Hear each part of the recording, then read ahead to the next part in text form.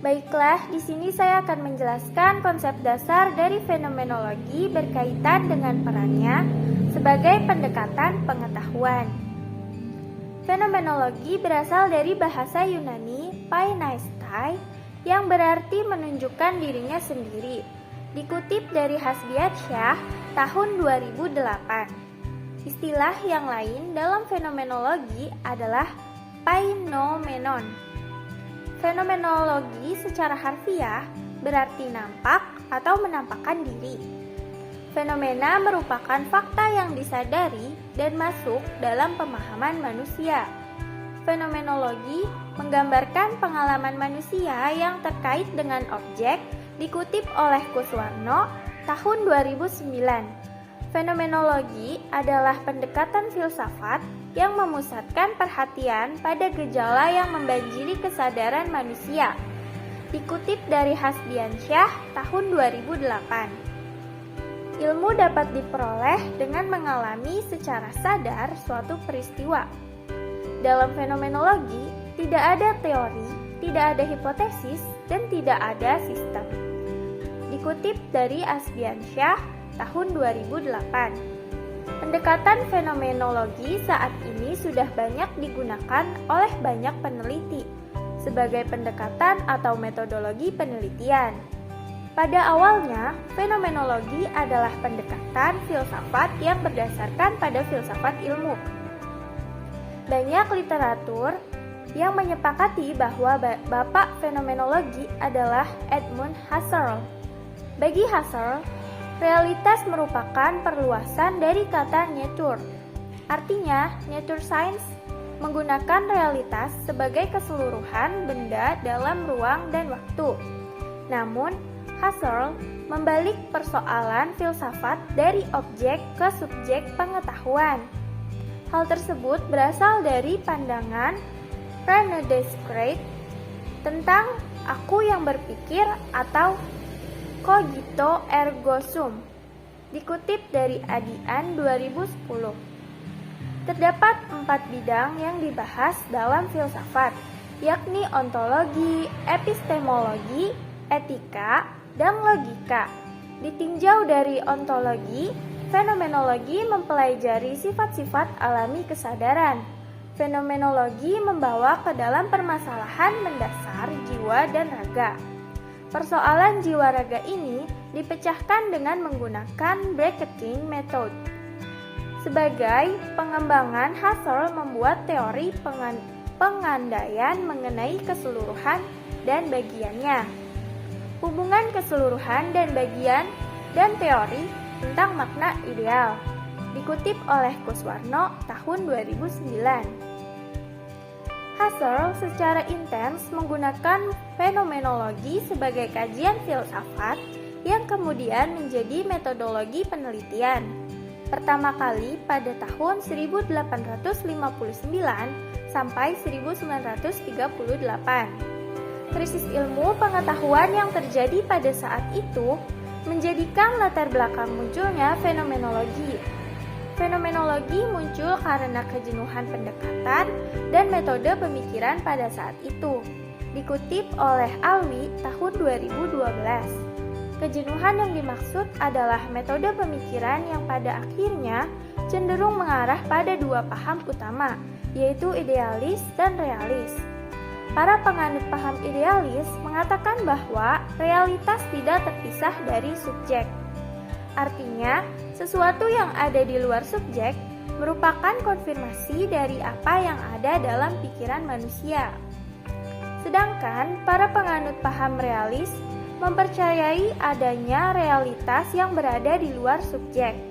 Artinya, pengetahuan hanya dapat diperoleh ketika subjek mengalami realitas objektif tersebut. Namun, Husserl melayangkan kritik terhadap ilmu pengetahuan pada saat itu. Husserl berpendapat bahwa ilmu pengetahuan pada saat itu hanya berpandangan pada objektivisme. Kesadaran manusia tenggelam dalam paham tentang ilmu pengetahuan yang beranggapan adanya realitas yang terpisah dari diri subjek.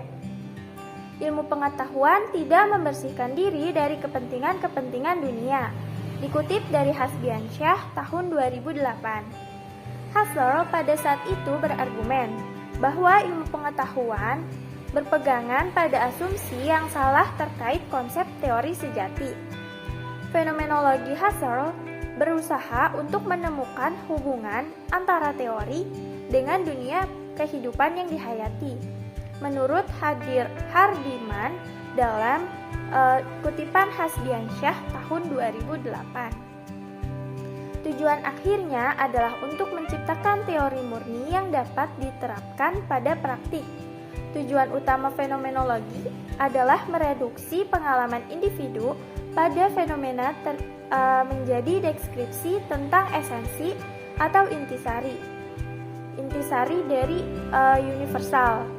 Dikutip dari Creswell tahun 2015. Fenomena tersebut hanya dapat diungkapkan dan dipahami dengan pendekatan khusus. Konsep fenomenologis Husserl merupakan konsep atau pendekatan yang sederhana. Asumsi filosofis yang mendasari fenomenologi adalah diskusi rinci tentang semua bentuk pengalaman manusia. Pendukung konsep dari fenomenologi Husserl seperti Mustakas di tahun 1994, Stewart dan McInnes tahun 1990, serta Van Manen tahun 1990 berdasarkan berbagai asumsi filosofis disampaikan oleh Creswell tahun 2015.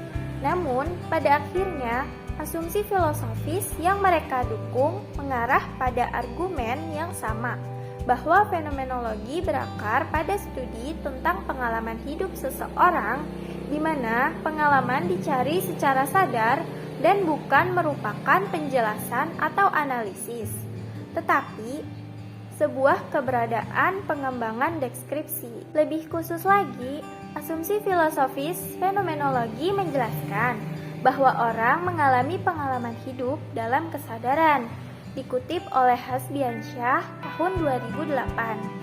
Pendekatan ini dimulai dengan keterbukaan subjektif. Dengan kata lain, subjek terbuka terhadap penampilan dan penampilan dalam berbagai hal. Subjek membiarkan fenomena itu menguasai pikirannya. Subjek kemudian menggali lebih dalam apa yang dia anugerahkan kepadanya oleh kesadarannya. Proses ini hanya dapat melalui percakapan antar subjektif. Fenomenolog harus terbuka terhadap semua realitas. Para ahli fenomenolog selalu mencari pemahaman yang mendalam dan mencoba memaknai realitas. Ketika individu tertutup, sulit untuk menggunakan fenomenologi sebagai pendekatan pencarian kebenaran. Keterus-terangan fenomenolog membimbingnya untuk tidak langsung mengevaluasi atau menarik kesimpulan. Artinya, para ahli fenomenologi menunda pembentukan realitas terlebih dahulu. Keterbukaan dari seorang fenomenolog adalah ekstensi dari filsafat tanpa persangkaan, seperti yang diungkapkan oleh Stewart dan McInnes dalam Creswell tahun 2015. Teori prakonsepsi atau asumsi yang telah dipegang sebelumnya dipinggirkan terlebih dahulu. Hal ini dinamakan epoxy oleh Husserl. Justifikasi dilakukan ketika realitas jenuh atau ketika realitas kembali mengulang-ulang apa yang telah diungkapkan sebelumnya. Inilah proses alamiah pendekatan fenomenologi. Selain keterbukaan para ahli fenomenologi di atas, yang disimbolkan dengan epoxy adalah oleh Husserl yang telah dijelaskan di atas. Ada dua asumsi filosofis yang dibuat oleh Stewart dan McInnes dalam Creswell tahun 2015. Asumsi filosofis ini berkaitan dengan intensionalitas kesadaran dan penolakan terhadap dikotomi subjek dan objek. Orientasi kesadaran mengacu pada fokus fenomenologis yang mengarahkan kesadaran pada objek. Objek yang dimaksud adalah fenomena. Studi fenomenologi berfokus pada pengungkapan pengalaman subjek terhadap fenomena dan bagaimana subjek mengalami itu.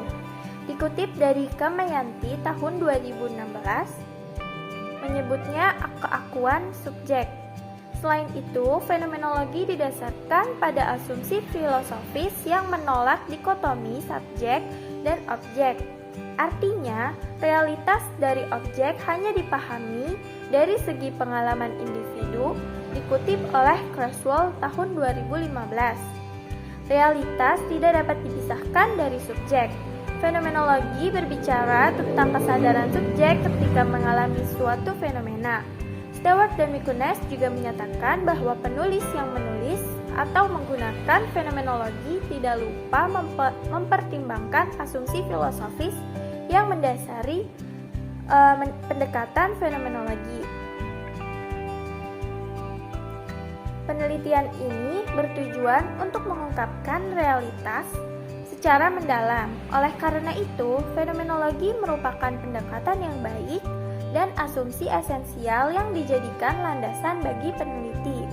Dengan menggunakan pendekatan fenomenologis, peneliti dapat mendekati fenomena yang tampak, menyelidiki secara menyeluruh alasan dibaliknya, memahaminya dengan kesadaran peneliti, dan menginterpretasikan realitas.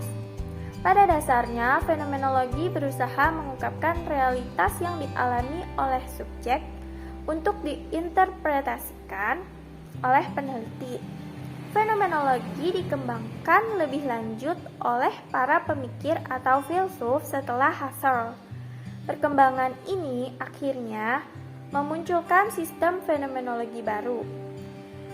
Para pemikir atau filsuf memang memiliki gaya, asumsi, pandangan, bahkan memiliki metode yang berbeda dari apa yang digariskan oleh Husserl. Hal ini membuat fenomenologi berkembang hingga menjadi beberapa jenis atau klasifikasi. Menurut Burrell dan Morgan dalam kutipan Kamayanti tahun 2016, setidaknya ada 3 jenis fenomenologi, yaitu fenomenologi transendental, fenomenologi eksistensial, dan fenomenologi sosiologi. Namun, ada jenis fenomenologi yang berbeda secara mendasar, meliputi postfenomenologi, fenomenologi Islam, dan postfenomenologi Tauhid. Dikutip oleh Tumirin tahun 2017. Peneliti mencoba menjelaskan jenis-jenis fenomenologi secara umum. Sekian yang dapat saya jelaskan. Terima kasih. Fenomenologi Husserl, yaitu transendental. Dalam penelitian ilmu sosial paling sering menggunakan fenomenologi transendental. Arti dari kata transenden adalah berada di luar kemampuan manusia utama. Transenden yang dimaksud adalah kesadaran murni dari aku yang mengalami fenomena. Jadi, fenomenologi transendental Husserl berfungsi pada studi tentang aku. Aku adalah aku yang mengalami, bukan pengalaman itu sendiri. Apa yang dialami oleh aku akan berbeda dengan yang dialami oleh aku yang lain, menurut Kamayanti 2016. Penggunaan kata aku menggambarkan bahwa aku yang satu berbeda dengan aku yang lain. Manusia yang satu berbeda dengan manusia yang lain. Setiap aku akan membentuk persepsi, ingatan, fantasi, dan ekspektasi yang berbeda dengan aku yang lain. Kamayanti 2016. Penelitian ini menggunakan fenomenologi dan akan berfokus untuk memahami bagaimana aku mengalami sesuatu sehingga aku akan memaknai sesuatu tersebut. Agar dapat mengidentifikasikan hasil penelitian dalam laporan dengan hasil fenomenologi, yang harus dilakukan oleh peneliti yaitu menganalisis data dengan mengidentifikasi 5 unsur fenomenologi transendental dengan melakukan analisis secara responsif terhadap tanggapan informan atas suatu pertanyaan. Peneliti menangkap apa yang tampak atau numa, atau bisa disebut analisis tekstural atau textual description. Berdasarkan numa, peneliti kemudian melakukan breathing, maksudnya secara responsif dan analitis.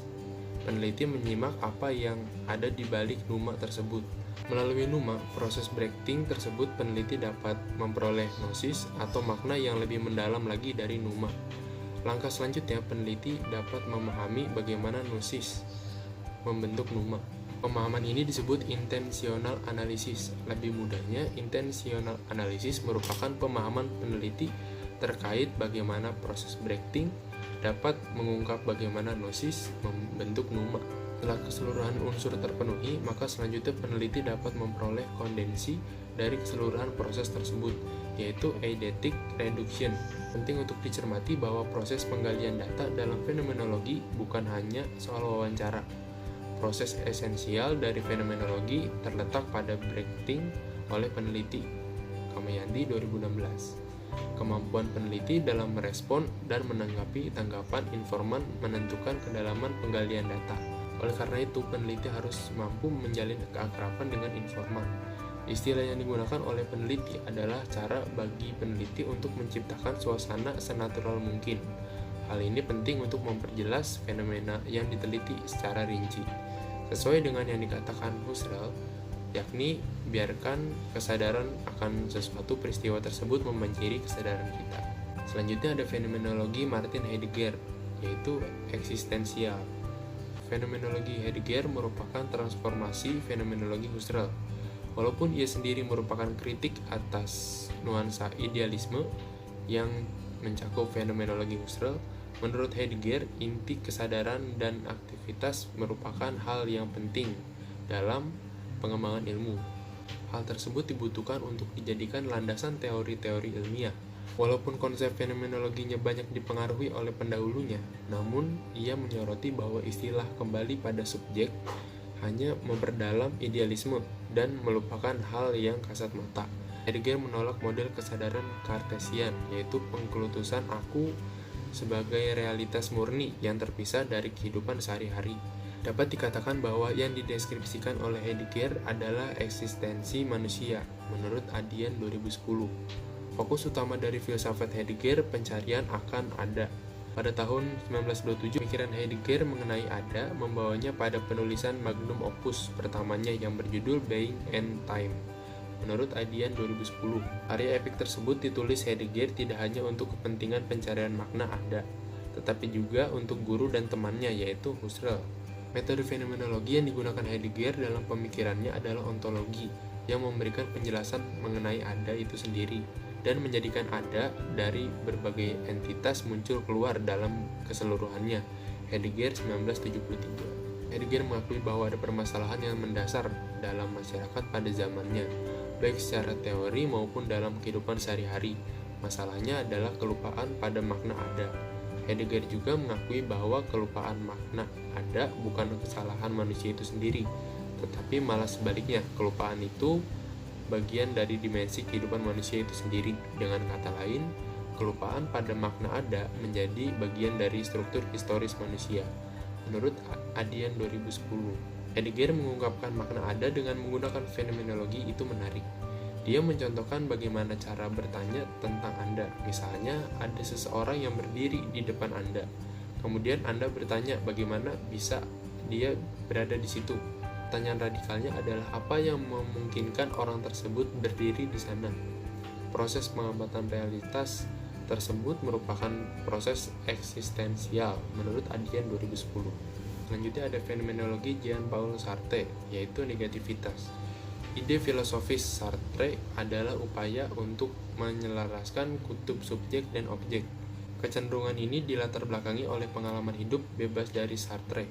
Fenomenologi Sartre berangkat dari filsafat Kartesian menurut Moran 2002. Kedekatan Sartre dengan filosofi Kartesian adalah keinginannya untuk menciptakan konsep yang jelas dan terbagi. Sartre mengatakan aku dikutuk bebas, ini artinya tidak ada batasan atas kebebasanku, kecuali kebebasan itu sendiri, atau jika mau, kita tidak bebas untuk berhenti bebas.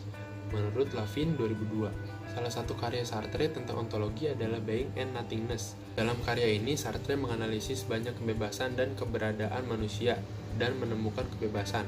Sartre 2015. Sartre mengungkapkan ada dua eksistensi, etre atau berada, yaitu I etre and soi, atau berada pada dirinya, dan IRT pour soi atau berada untuk dirinya. Pengaruh Husserl pada fenomenologi Jean-Paul Sartre didasarkan pada konsep kesadaran. Meskipun menggunakan metode, dalam pemikiran Sartre, kesadaran harus dibagi menjadi dua, antara kesadaran reflektif dan prareflektif. Kesadaran prareflektif merupakan kesadaran yang mengarah langsung pada objeknya. Contohnya, ketika saya mendengarkan sebuah lagu, kesadaran tidak terarah pada perbuatan saya yang sedang mendengarkan, melainkan pada isi lagu yang sedang saya dengar. Oleh karena itu, Sartre menyebut bahwa kesadaran prareflektif sebagai kesadaran yang tidak disadari, menurut Adian 2010. Sedangkan menurut Sartre, kesadaran reflektif adalah kesadaran yang membuat kesadaran reflektif menjadi tematik. Artinya, kesadaran membuat kegiatan prareflektif menjadi kesadaran yang disadari.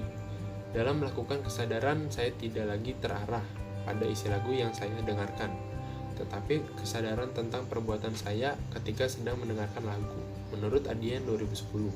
Fenomenologi Sartre menolak kesadaran prareflektif. Oleh karena itu, maka tugas fenomenologi adalah untuk mencerminkan kesadaran prareflektif atau membuat tematik kesadaran yang tidak disadari. Dalam fenomenologi, kesadaran prareflektif tentang objek direfleksikan atau dibuat menjadi tematik, sehingga kita menjadi mengerti tentang apa makna sesungguhnya dari perbuatan-perbuatan kita itu, dan bagaimana objek-objek dari perbuatan itu kita maknai, menurut Adian 2010. Fenomenologi Merleau-Ponty. Fenomenologi Merleau-Ponty acap kali direlasikan dengan fenomenologi tiga pendahulunya, yaitu Edmund Husserl, Martin Heidegger, dan Jean-Paul Sartre. Fenomenologi yang dikembangkan Ponty mempunyai tujuan tetap, yaitu konsep filsafat yang menyatakan ada dua substansi subjek-objek. Ponty juga bergiat pada gagasan intensionalitas pra-prediktif Husserl dan eksposisi Heidegger tentang keberadaan manusia sebagai ada dalam dunia. Ia menumbuhkan gagasannya tentang dunia sebagai bidang pengalaman, yaitu tempat saya menemukan diri. Fenomenologi yang dikembangkan Ponty memuat ukuran tanggapan yang memastikan bahwa kelebihan tubuh sebagai sebuah media yang universal. Lebih jauh lagi, dalam fenomenologinya, Ponty bertujuan memberitahu cara melihat pengalaman melalui sebuah cara baru, yaitu dengan meningkatkan cara pandangan dan bahasa yang mencukupi untuk melahirkan pengalaman prareflektif, khususnya dunia pemikiran. Pemahaman teori Ponty dipahami sebagai usaha untuk menerapkan pandangan ilmiah dari hasil pertentangan antara dua hal dan yang menimbulkan hal lain lagi. Bentuk teori sebagai pandangan yang memandang bahwa hubungan antara manusia dan dunia tersusun seakan-akan sinkron. Artinya, warna dunia seakan-akan sebenarnya memang ditetapkan untuk visual kita dan ruang mengutarakan dirinya melalui gerak-gerik tubuh kita. Fenomenologi Jacques Derrida, interupsi. Jacques Derrida mengungkapkan teorinya sebagai sesuatu yang melebihi fenomenologi dan filsafat. Teori Derrida bisa dinilai sebagai pengungkapan dependensi Edmund Husserl pada anggapan metafisik. Spekulasi Derrida bisa dinilai sebagai radikalisasi fenomenologi yang mencari kondisio sine qua non, yang artinya tindakan dan kondisi yang sangat diperlukan dan penting, dari ide yang pernah diutarakan oleh Vincent Descombes. Derrida mengawali perjalanan filsafatnya sebagai murid dari Husserl. Ia berusaha membuat kajian kritis terhadap logical investigation and the origin of geometry. Dalam teorinya, fenomenologi Husserl tradisional jauh dari apa yang didambakan dan lebih menyerupai sejarah metafisika. Menurut pendapat Derrida, hal inilah yang membuat fenomenologi terperangkap pada metafisika kehadiran dalam bentuk yang paling idealistis. Kritik Derrida ini bukan untuk mempertaruhkan kaidah ajaran fenomenologi, tetapi Derrida bermaksud untuk membebaskan fenomenologi dari keterkaitannya terhadap perspektif metafisik. Kemudian Derrida menunjukkan metode baru dalam melakukan penyelidikan fenomenologi, yaitu dengan melakukan penataan ulang fenomenologi itu sendiri.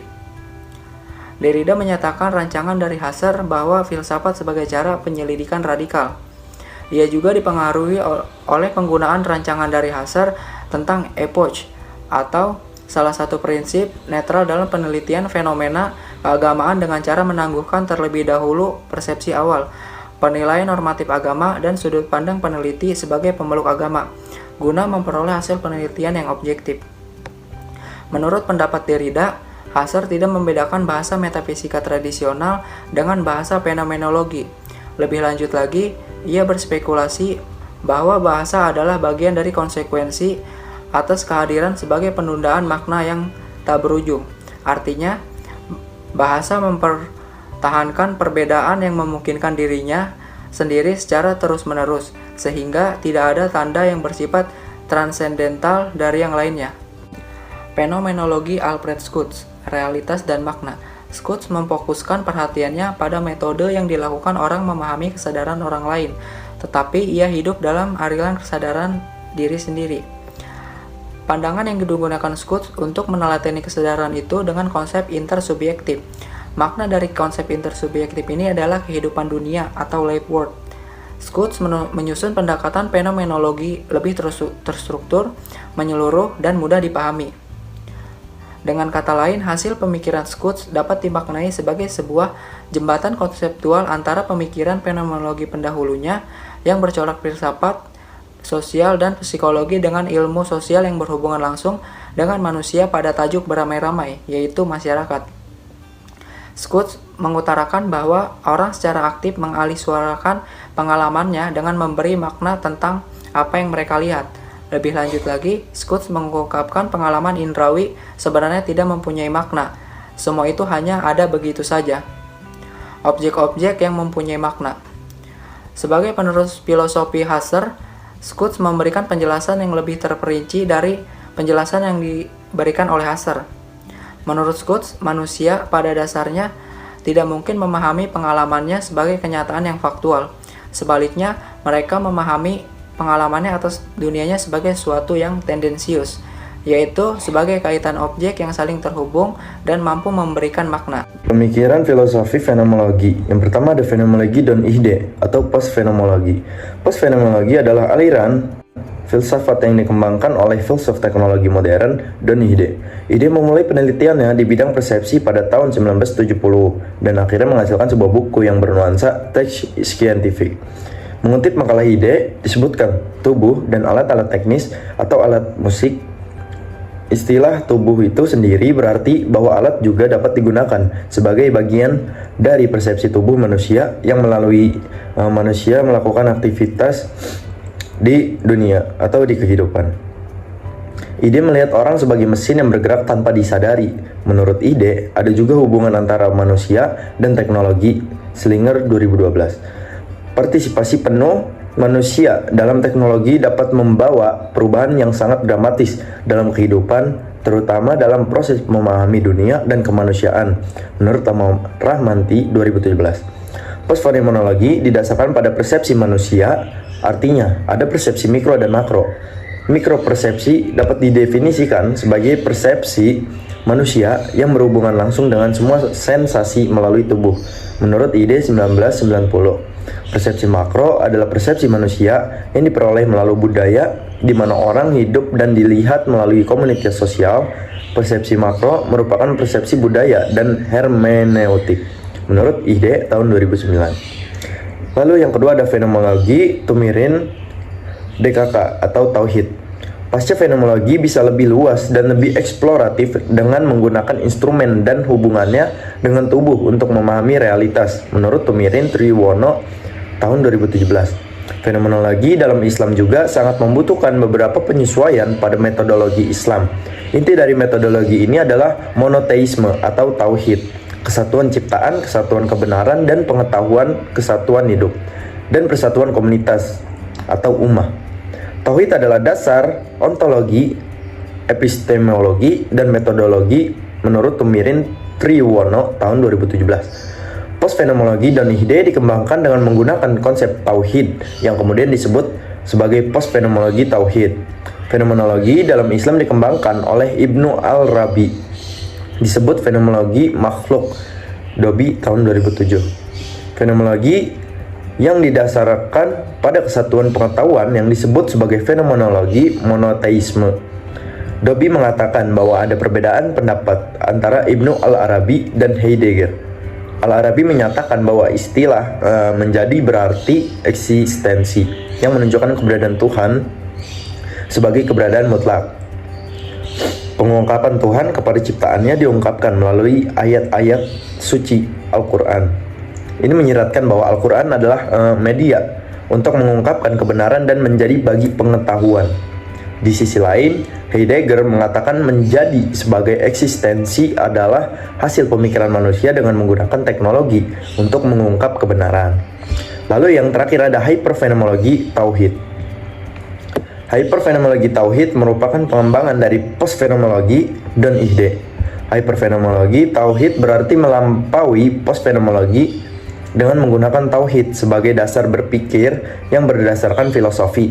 Fenomenologi dan ihde adalah fenomenologi, materialis, dan instrumentasi. Dalam postfenomenologi tauhid, manusia dan teknologi memiliki 4 hubungan.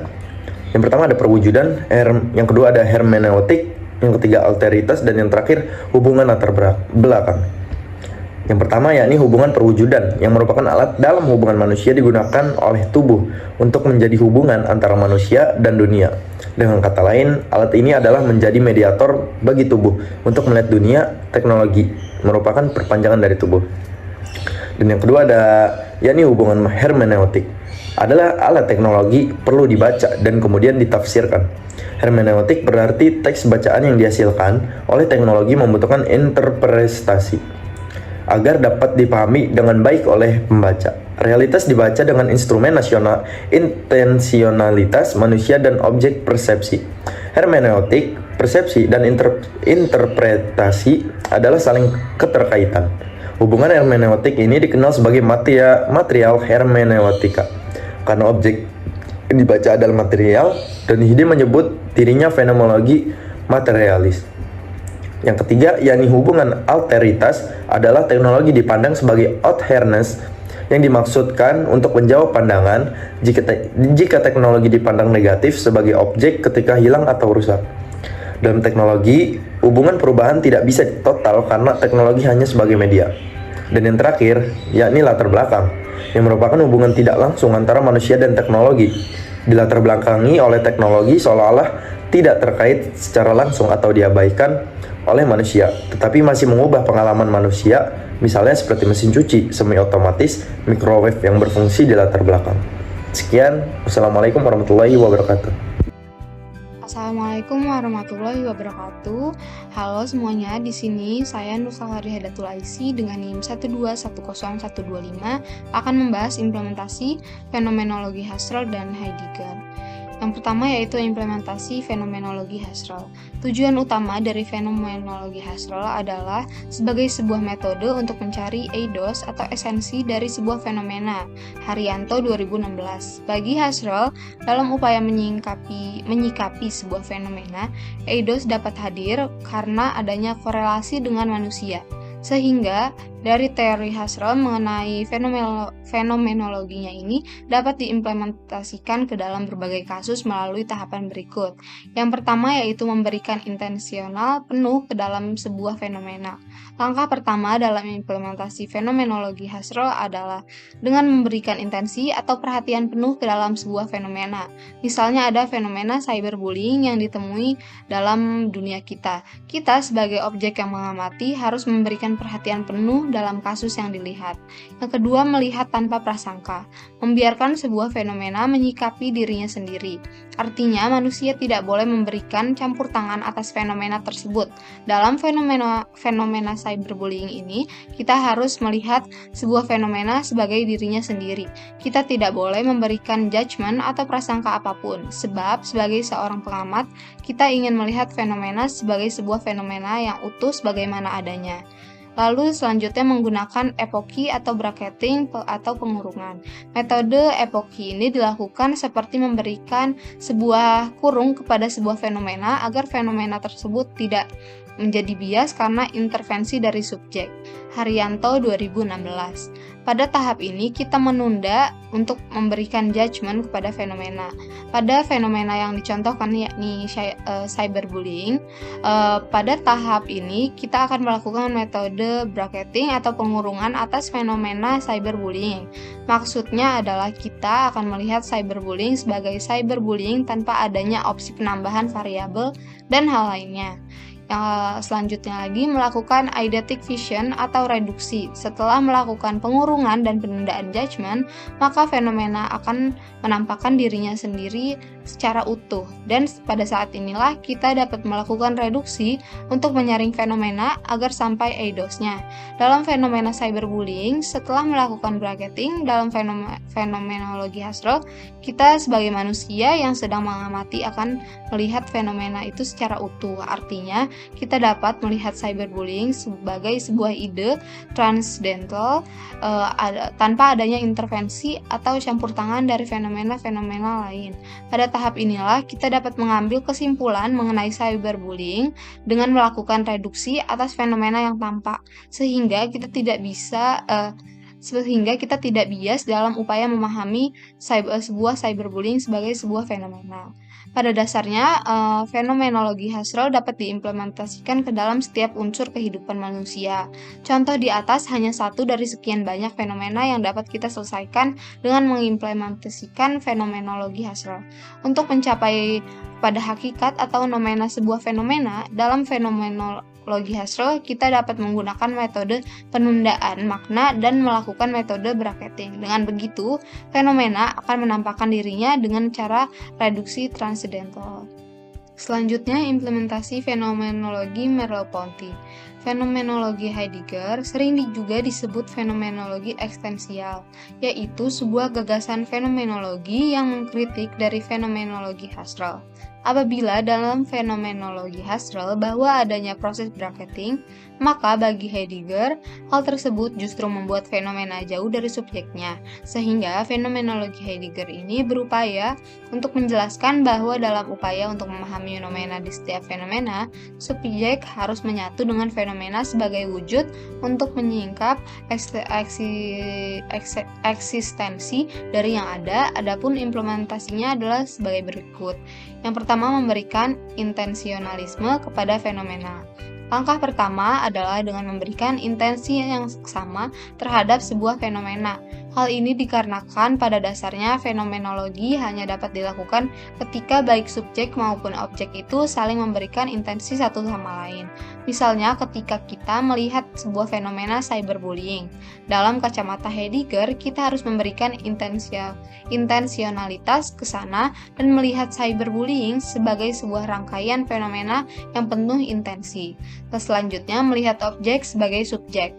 Hal yang paling mendasar adalah sebagaimana Heidegger dapat melihat objek tidak hanya sebagai objek, tetapi sebagai sebuah subjek yang sama sepertinya. Sehingga apabila kita melihat benda atau sebuah fenomena, kita harus melihatnya sebagai sebuah objek yang mungkin saja dapat mempengaruhi kita. Dalam cyberbullying misalnya, kita bukan hanya sebagai sebuah fenomena, tetapi bagaimana kita melihat cyberbullying sebagai sebuah subjek yang di dalamnya terhadap konsep-konsep, nilai-nilai yang dapat mempengaruhi kita. Sehingga fenomenologi yang hadir bukan hanya fenomenologi transcendental, tetapi karena kita menyadari bahwa objek kita adalah subjek, maka di sanalah letak dari eksistensi. Pada akhirnya, fenomenologi Heidegger berupaya memberikan kita sebuah perspektif baru, bahwa fenomenologi pada dasarnya dilakukan dua arah. Objek tidak hanya dilihat sebagai objek yang murni, tetapi bagi Heidegger harus dilihat sebagai sebuah subjek yang memiliki nilai dan bahkan mampu mempengaruhi kita. Sekian dari saya, kurang lebihnya mohon dimaafkan. Wassalamualaikum warahmatullahi wabarakatuh.